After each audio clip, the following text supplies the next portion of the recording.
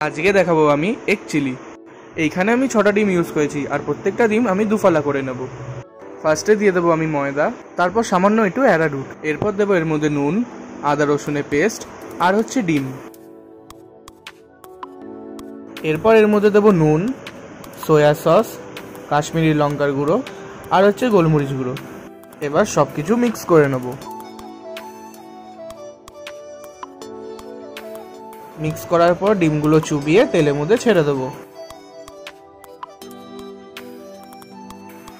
আমাদের ডিমগুলো প্রায় ভাজা হয়ে গেছে, এবার আমরা ছাঁকনিতে তুলে সাইডে করে নেব।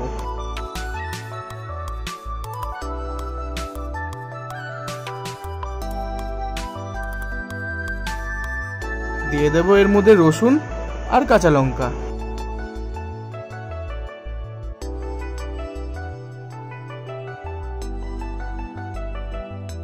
এবার এর মধ্যে কুচনো পেঁয়াজ, ক্যাপসিকাম আর টমেটো দিয়ে ভাজা ভাজা করে নেব।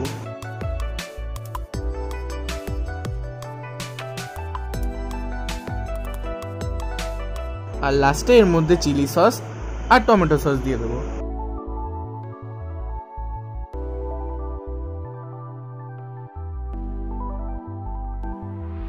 এবার এর মধ্যে 2 বাটি জল দিয়ে ডিমগুলো দিয়ে দেব।